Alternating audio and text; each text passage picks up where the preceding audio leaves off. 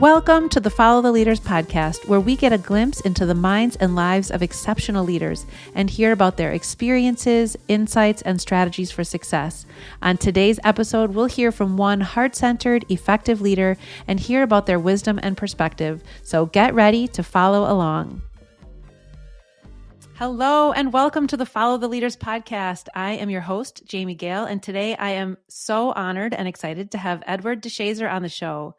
When I was thinking about this podcast and going through the Rolodex in my mind of people who I know that are making a huge impact and truly leading the way, I right away thought about Eddie, and he was at the very top of my list. So I'm so grateful that he said yes to being on here. Eddie and I knew each other in high school, and it has been longer than probably either of us want to admit since we were in the hallways together. But we've been sort of following along on each other's happenings over the years on social media. And having watched what Eddie has been doing, I can tell you that his journey is so inspiring, and he is really the definition of a heart-centered leader. So it is wonderful to have him on the show.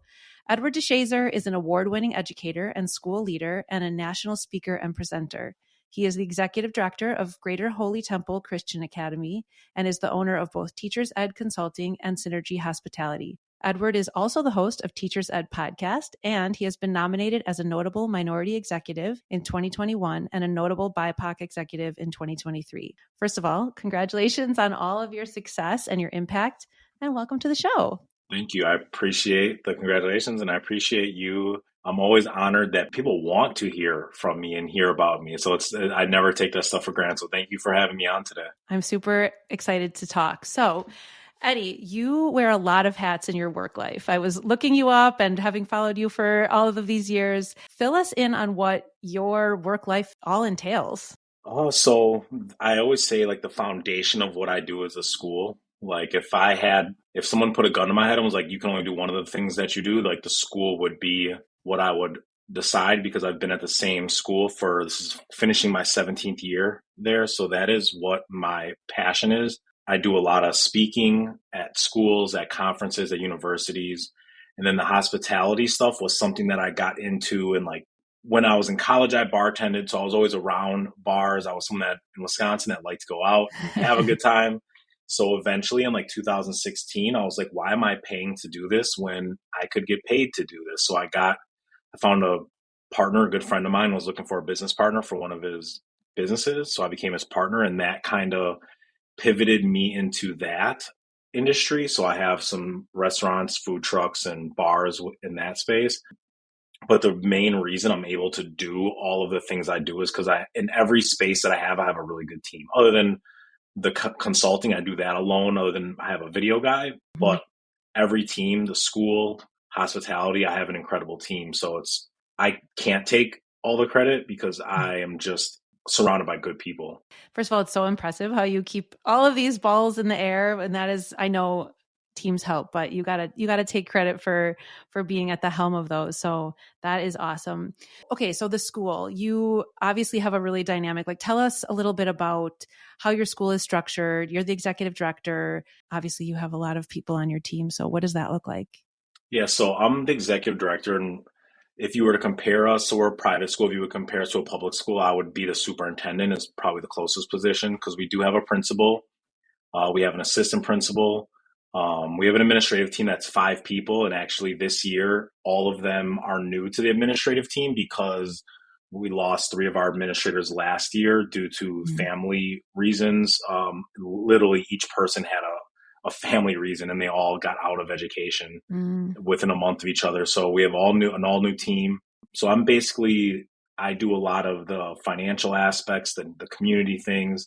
While I'm not an education person, my degree is actually in marketing, and my minor was in coaching, and my master's in nonprofit business management. So I've just always been really good with numbers.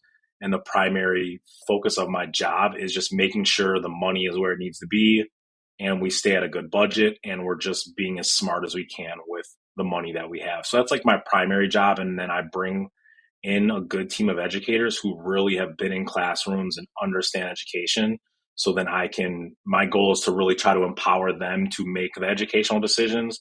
And then I just make sure that I'm more of a people manager, and I let them manage the educational aspects of the school. So how did you decide to step into this top of the top leadership role in the district? So going back to college, I went to school in St. Cloud State, Minnesota, graduated. Well, actually, at the time, I had not graduated.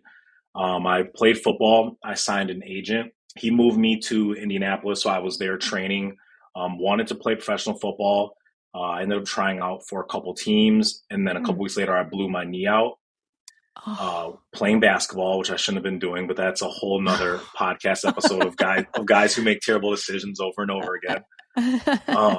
And then I had knee surgery, and like 2 weeks after I had knee surgery, someone tried to break into my house, and I happened to be home, and the guy shot me. And like a week later, yeah, so it's been a wild journey. So a week later, my dad actually founded the school. So my dad had called me and was like, "Hey, you should come back to Milwaukee and be a gym teacher." And I mean, I was in a position where it was like I had to figure something out because being shot was not it. So I ended up moving back to Milwaukee from Minnesota, and that was 2000. I moved back August of 2006, started working at the school a week later as a gym teacher. And then halfway through the year, there was a 7th grade classroom, and I just was finishing my bachelor's degree online because I needed 3 credits. And I stopped college to try to make my pro dreams. So I just needed 3 credits. So I did them online while I was teaching 7th grade. And then I graduated, and then I've just slowly worked through the school where I've done computer teacher. I've taught 7th grade, which actually was my favorite position I've had at the school. I like that more than doing what I do right now. I did admissions. I pretty much, if there's a job at the school, I've done it. And then my dad had a stroke in 2000, I think in 2014. So the board had voted me to be the assistant executive director at the time, just to make sure there was a succession plan in place in case he had another health issue. And then eventually he did, where he couldn't work anymore. So at that point they had plugged me in, and I just kind of followed the recipe that he had put in place. And I mean, he had a good plan in place. So I just had to really follow the instructions. So that is obviously a really unique path to this leadership role. And, you know, I just having known you before, I know that your experience with school has maybe been not the typical experience with schools. And here you are leading a school. So I just have to ask you, you know, how does your experience in schools as a kid and a teen impact the way that you lead today? I mean, you're the head of the school, you're the superintendent essentially. And so I'm just so curious about that dynamic. I think it's, learning through the fire. Like I know what it was like to be a kid that felt disconnected in school. I know what it was like to have teachers label me and put me in boxes. I know what it was like to look around and feel like I couldn't do anything right. So like for me, it's just trying to do the best I can to make sure kids don't have the experiences that I had, even though, there's just some things that are unavoidable, in schools that some kids deal with. I think kids deal with a lot more traumas today than when we were growing up, because they're so much more exposed. But I think that's what connects me with teachers and with students the most is I was not a straight A student. I was not a kid that showed up and did everything the teachers asked. I was a kid that had a lot of challenges. And I think because I embraced that struggle part of my life is why I'm able to connect with teachers, and students can relate to me, because I'm not someone like, I understand, I was in your shoes. I know what you're going through, and I lead with that empathy with kids. And it works the majority of the time. And, it doesn't always work with every kid, but it works the majority of the time because they can relate. They know that I can relate to their struggles. What a gift to the kids. I mean, all the kids, not just the kids that, don't fit inside the regular school mold, but I think that's what kids, I also work with kids in a different way, but I have lots of different enrichment kids programs that I'm in charge of. And I see so much that the kids really just want to be seen and understood. And I agree with you that kids have gone through all kids, obviously some groups of kids more than others, but are going through and have gone through more than just different situations than when we were growing up. And I think seeing them for what their individual experiences are in life is so impactful, more than just like, okay, you're supposed to meet these guidelines, these criteria, these, we're all the best. The whole goal is to like graduate, go to the best school you can, get the highest paying job you can. That really what kids need is to really be seen for how they are experiencing the world. And so what a gift to your students and your teachers to be able to watch you model that. One of my questions for you was going to be, how do you keep in touch with your team's reality? But it sounds like, I'm curious if you just feel like that's just in you, that you just remember it so well. I mean, I think the biggest thing that I think has benefited me as a leader, especially in education, is I am very transparent with our staff. And I am a relationships first person. And when I say that, it doesn't mean that I'm always the best leader. Like, I'm the first person when I do something stupid or I make a poor decision. It's like I tell people, but I really looked at how we navigated COVID with our school. And I was asking staff, how do you feel about X, Y, and Z? Like, I've never pretended to be the smartest person. And I think that is where, especially in the educational space, because it's dominated by a lot of very, very intelligent people, that people are so worried about showing weakness per se, of going to the people who, if you look at it as a totem pole, they're lower than them, but I'm not like a higher, lower person, and going to them and saying, what do you think about this? Because to a lot of leaders, they're like, oh, I know better because I'm a leader, but it's like, you're not on the front line. Like, teachers see different things from their perspective, and it doesn't mean that I take the perspective and that's what we're going to do. But it's like, it allows you to make a better educated decision when you have the input of more people from different perspectives. So that's kind of where I think I've found my biggest success. But me being transparent is also why I'm able to have tough conversations with our teachers. When things aren't good or when there's concerns and parents coming in frustrated or the teachers are frustrated, because there's that real relationship formed with our staff, I'm able to have tough conversations. And are they always happy with me? No. I mean, I would be crazy to think that they're always happy with me, but they know that I always come from a place of like genuinely caring about them as people, whether they're teaching at our school, going to another school, wherever they're going. It's like, when it's all said and done, they're a person before they are a teacher, and they're a teacher before they are an employee of mine. So I think that's where my strength has been in leadership, and especially in the educational space. So when you're working with these teachers, all leaders have to sort of balance the dynamic between the goals and needs of the organization as a whole with the goals and needs and wants of the individuals. And so I know you mentioned that you hear them out, which that's huge. And ultimately the decision though is yours. And so do you have any strategies that you fall back on or methods that you go through to sort of balance those sometimes very conflicting desires or needs, whether they're personal needs or the direction that they think your organization should go? Sometimes the big picture and the small pictures don't line up. So just curious if you have any strategies to recommend for that. Yeah, really what I do is, when we have big decisions that have to be made, when the decision is made, I explain to everyone why I made the decision.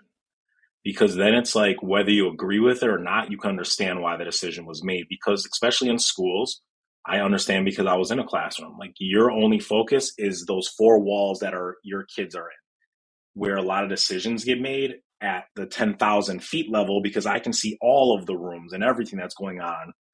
But I'm just very big on explaining why I made a decision. And it's not like, and I think even doing that as a parent is important. And I feel that I do that because I remember how my parents didn't do that for me, and how schools didn't do that, how school leaders didn't do that, where it's just like, this is a decision. And one of the things I learned early on in education is that when someone asks an intelligent question, you have to give them an intelligent answer. It's not if my son asks me why a rule is a certain way, it's like, it's not just because I said so. Like, that's not a good enough reason. This is why, because it's, we want to keep you safe because I'm worried about your future, whatever the reason is, I'm always big on explaining to the staff why a decision was made. So whether they agree with it or not, they can understand.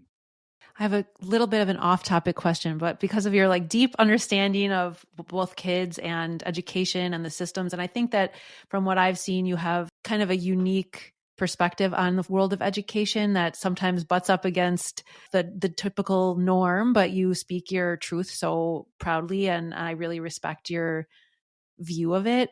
I'm a mom of teenagers and high schoolers, and we're sort of gearing up for that next step in life. And so I'm just curious if you could wave a magic wand and give teens these days, a message about like what is up next and how to make the most of sort of this last stage of their childhood and schooling. This isn't on the topic of leadership, but just curious, what would you tell them, or what are you telling your students about that whole decision-making rubric that they've got coming up? Yeah, I think the biggest thing that I like to share with people is, we make plans and plans change. And you have to be willing to and ready to face adversity because, you look at 18-year-olds that are going to college. When you're 18, you're going to college, you have these plans of like, you know what, I'm going to go to Madison. I'm going there 4 years. I'm going to leave. I'm going to have this degree. Then I'm going to do this and that. And like a year in, things start changing. And a lot of people struggle when things change. Adults struggle with change is very difficult for the majority of people in the world. And I think some of the most successful people are people that are able to handle change effectively, because it's like you have to pivot. And, when things start to change, you can't just get worried and be like, well, I'm stuck doing this. And now you get so much deeper down a path that you knew you didn't want to go down because you were so committed to, I want to be an accountant. And a year in, you're like, I don't like math and I would much rather go into something else. But you're so scared of change that you end up with a degree in math. You end up at an accounting firm that you don't like. And then you're just miserable for the rest of your life. So I'm just big on being able to adapt to change, but finding something that you love. Like money is not it. Like I understand, like money can do a lot of things. It can get you in a lot of places, it open a lot of doors. But there's a lot of people who have serious mental health struggles, and the money is the root of it. Like, because you chase that as a young person, that's what we think. It's like, we want to have these big houses. We want to have, a lot of money, but then you get it and you still don't feel fulfilled. So it's, finding and being ready to make, when change happens, being ready to adapt to it and understand that change is okay. But then two, just finding whatever it is that your superpower is and your gift and embracing it and loving it, whether it's something you do full time or not. Like don't smother your gift because, of the direction that you're going in life. Love it. I love it. Like frame that. That is so true. Okay. So you're talking about change and, both at the school and in your hospitality business and your public speaking business. We just went through obviously COVID, and that was a period of such great change at great speeds. And now you're at the, I know you don't consider yourself a top bottom person, which I second that, but you're looked to in your teams as having the answers on how to navigate it. Yes, it's one thing to, sit down with everybody, get their perspectives, all of that, but there becomes a point which when you are the leader, you have to make the decision about what is going to happen. And so how do you handle those moments? How do you find those answers and then feel good about communicating those when at the end of the day, like, we're humans, we don't know either sometimes, we're just trying to figure out this life thing ourselves, but we are asked so often to have the answer. And so I'm just curious if any situations come to mind where you had to navigate that, or, any strategies that you use in those settings. I mean, I think it's just, I go with what my gut is telling me, but I also am not I am a very emotional person. Like I can be very excited. I can be very sad. My emotions tend to be stronger than most people, whichever emotion I'm in the moment. But I refuse to make decisions out of feelings. So when things happen, I am just big on, let me think about it. Let me sleep on it. Let me wake up tomorrow and see how I feel about it. And then let me make a decision. And I encourage students to do that. I encourage teachers to do that. We're very reactionary. And when you're reactionary, a lot of times you make bad decisions, where I try to see the problems in advance of where problems could come so we can make decisions that are proactive versus constantly being on the defense. But the biggest thing is I just don't make decisions when my emotions and my feelings are high, because whether happy, you make really bad decisions. I mean, we've all dated someone that we're like, I should not have dated that person, but your emotions were high, or you've out of anger said something to someone that you care about because your emotions were high. So it's like knowing that sometimes you just have to pause and wait, Yeah. and then come back to the conversation or come back to the decision the next day.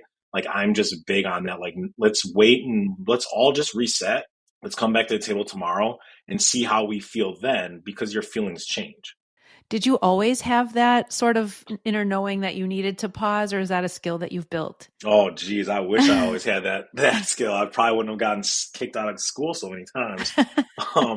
Yeah, it's just something that I had to develop, but I just am really big in, I read and listen to a lot of podcasts and audiobooks, and I read books, and the majority of stuff I read is really self-improvement style books. But it's just something over time. When I first got into leadership, I thought I was a really bad leader. I was a like do as I say, not as I do type leader. And then my dad gave me How to Win Friends and Influence People. That was the first book that he gave me, and I started reading it, and I was like, yeah, I just really had to do some reflecting of the type of leader that I was. So it's definitely something that's been acquired. It's something that you have to practice. I mean, it's not easy. Like, patience usually gets better because you have to go through some things. But I think just all of my life's experiences, like with everything I've been through, like how can I let some of these things get me upset when I went through way bigger things in my life. So it's definitely not something I've always had. And it's something that I'm trying to continue to get better and better and better at.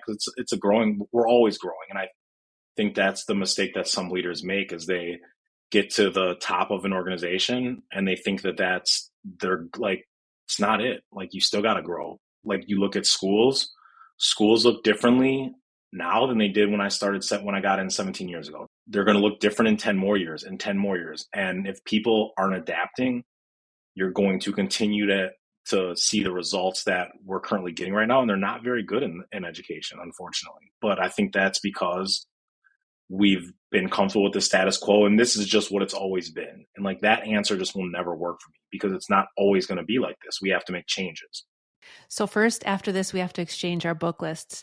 But secondly, having the pause before reacting wasn't a trait of yours growing up. But I'm curious, like, when you think about young you, what traits did you have as a child or a teen do you call upon to use in your leadership now? You know, we're all just grown up versions of our younger selves. So what about you as a child or a teen helps you to be a better leader today? I'm just curious. Yeah, I think just being passionate about what I do. Like, I've just always been being competitive. Like, I grew up playing sports. Like, I wasn't trying to lose in anything, and I still don't want to lose in anything. Although I've learned some of my most valuable lessons while losing, I think just my passion and my competitiveness is what has allowed me to get up earlier than most people, be willing to do more than most people, because I just don't like being second. And that's just everything I do. Like, I want to be the best at everything I do, whether I'm competing against someone or competing against myself. And that's just how I've always been. No matter, like, when we were taking times tests as kids, I was always the one that wanted to be the first done. Whether I was right or wrong, to me, it was like being the first finish was better than having 100%, which is not the best thinking, but that type of competitiveness and passion is, I think, what allowed me to be successful, because I want to be great at everything. So do your students take time tests? No, I don't think they do that anymore. Things I are don't think done. so either. That was like the highlight of it, where it'd be like you have 1 minute and all these math problems, and you're like flying through them. Yeah, I think Just those days are sweating by done. the end. Yeah. Okay, so if you could go back and tell yourself that day when you became the executive director, if you could give yourself a piece of advice, a message with the wisdom and experience that you have now, all these years later, what would you tell yourself then? What I would say is probably twofold. I mean, first, as a leader, you have to serve people, and that's just how I have learned to operate. Where I think when I first got into leadership, I was just expecting everyone to serve me because I'm the leader. And that's just a bad way to work. So that's first and foremost is you have to understand that you're serving the people. I tell teachers that like the students aren't here for you. You're here for them. Like your job is to meet them where they are, not for them to meet you where you are. And I think leaders have to be the same way. Like you are there to serve the people around you. So first and foremost, that would probably be the first thing. And another thing is just lead by example. Like one of my biggest pet peeves is when people show up late to work. And I tell people, like, if I were someone that showed up late, like I get to work this morning, we have a meeting every morning at 7:45. I got to work at 6:05 today. It's like I'm there early because I expect that out of her. I don't expect everyone to be there an hour and a half early, but it's like I'm not going to ask anyone to do anything that I'm not willing to do myself. And I think that is something that I no, I didn't struggle with that. I just struggled with thinking that I needed to serve people. But I think that's something that people just need to remember. It's the days of doing as people say and not as they do. Like that days I was gone. That's the era that we grew up in. You know, your Mm-hmm. parents tell you not to smoke cigarettes, but then they smoke cigarettes. Like that just doesn't work for people anymore. So it's like I will do if there's something that needs to be cleaned at the school, I'll clean it. If there's something that needs to be carried and people are like, no, you don't have to get that. It's like, I'm no different than anyone else here. Like I can take trash out. I have two hands just like Yep, everyone else does. But I think totally. those are little things that you don't have to say that people just see. Like if I walk in the hallway and there's paper on the floor, I'm picking it up because I want to model the things that I want other people to model. And I want the teachers to model the things that they want their kids to model. You know, parents should model what they want their children to do. And I just think that's the two most important things, being a servant leader and then modeling what you want the people that you work with to do. Love it. Thank you very much. Okay, I have a couple wrap up questions for you. Does anyone come to mind that you could shout out who believed in your leadership skills, maybe even before you did? Yeah, I always go back to some of the teachers that I had. You know, Mrs. Davis, my English teacher, I always talk about her. She was incredible. Dr. Moser is someone, he was our superintendent for the people that are listening. Like he's now the executive director and I'm on a board with him in education. And I think there was just a few, and I hate to say a few because I only think it only felt like a few to me at that age. There was a few teachers that really saw potential in me. My parents saw potential in me. There was only a small handful of people because I had so many challenges that people allowed those to like overshadow the good things. Where it's like once I harnessed the things I was struggling with, it's like I became very, very effective. So I would really say Mrs. Davis, Dr. Moser, Dr. Means, those are three of the probably more pivotal people in my life because of them allowing me back at Nicolet after I was expelled. Because if I had not been, who knows what would have happened. You know, I came back to Nicolet and ended up graduating, getting a football and academic scholarship, and that's what got me on the path that I'm on versus what would have happened had they not believed in giving chances, you know, to a kid that really I didn't deserve chances, to be honest. Like I really had burned every bridge that was around me at that point. I have to imagine that you have done the same for many, many, many, many students since then. So those dominoes keep falling. I'm sure of it. Personally, is there one tool or strategy that you use for staying organized as you juggle all the many, many hats that you wear? Yeah, right here. It's iPhone. It's like like if it does not get in my calendar, I'm not like we have all the tools. And that's the cool thing for kids that are coming now. It's like you literally have one device that is on you at all times that can do anything that you want it to do. It's like there's Mm-hmm. calendars in it, there's calculators in it, Google is in it. Like I'm just really big about putting everything in my calendar. Like if I have to call someone, like I had to call someone at 1 o'clock today, I put it in my calendar. Otherwise, I'm gonna forget. So I just think using the calendar in your phone and using for Apple users, I use the notes. I type when things are on my mind. I type them into my notes so I don't forget them. So that's it. Just calendar and my Apple Notes. Like those are the two tools that I use more than anything. So don't rely on memory. That's your strategy. Do not rely on Yeah. memory, especially when you get busy, because then what Yeah. happens? You forget. And Yep. then, like, if I would have forgotten that we were meeting, then it gives you a bad feeling. And it's the easiest way is just being organized. It's as simple as taking time to just punch it right in your nose. Totally. All right. So imagine you have a day off, like actually off, and you could not accomplish any tasks of any kind. What is one activity that you would do and one place you would go to get something delicious to eat? One activity, golf. Like I absolutely love to golf. It is my form of self-care because it's away from my phone, I'm away from the Zooms, I'm away from the noise, I'm away from the office. So golf would be it. As far as food, my wife and I love to travel and go to. So my wife is and I. Well, my wife is a vegetarian. I'm like 95% a vegetarian, so I'm not Okay. fully there. But we love to find nice restaurants that are vegetarian. So in the Milwaukee area, I would. I mean, carnivore. As crazy as that sounds, a vegetarian. It's like that sounds like someone's gonna listen and be like, "Okay, this guy's an idiot. What? He said carnivore." But they have like very good sides. So I would say some sort of finer dining with my wife is what I would choose. But golf would be the activity that I would choose 100%. Even when I'm playing poorly, it's just like it's a break from the hustle. I love Awesome. Well, I'm wishing you lots of days off at some point. it. This summer, I'm taking some time off. Okay, good, good. Do you have anything that you want to share, anything that you have coming up, or where can our listeners find out more about you and reach you if they wanted to talk with you? Yeah, I mean, probably Instagram. It's my full name, Edward DeShazer.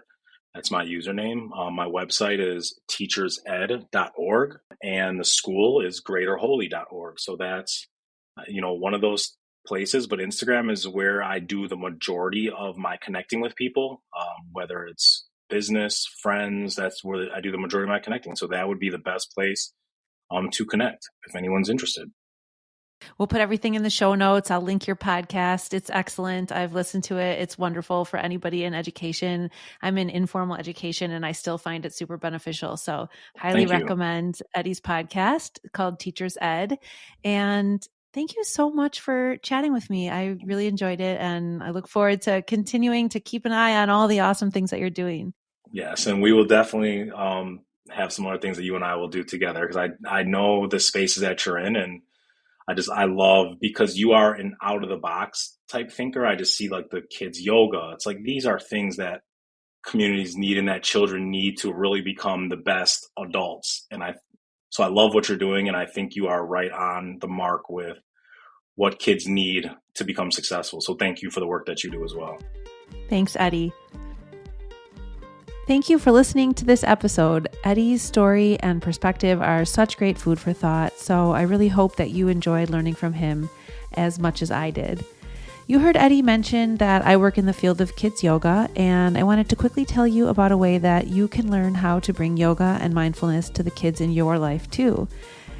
Together with a talented colleague of mine and fellow educator, I developed a kids yoga teacher training called Meet Me in Child's Pose, and we have training weekends coming up later this year in the Midwest, in Illinois and Wisconsin, with more training dates coming soon. These trainings are really great for teachers, adult yoga instructors, parents, enrichment specialists, clinicians, really anybody who works with kids or has kids. It's a wonderful way to learn how to bring playful, developmentally appropriate, fun kids yoga programming to kids in just a weekend. And so we really teach you everything that we have learned from our cumulative decades of working with kids into this training. You can learn more about the training at www.meetmeinchildspose.com or by sending me a DM on Instagram at Jamie Gale LLC. I'll link both in the show notes. But I would love to talk to you about the training and love to have you there. Thank you again to Eddie, and thank you all for listening. Follow the Leaders is produced by Lit Path Studios, and music is by Shane Ivers. You can hear more about this show and all the other podcasts at Lit Path Studios by going to www.litpathstudios.com.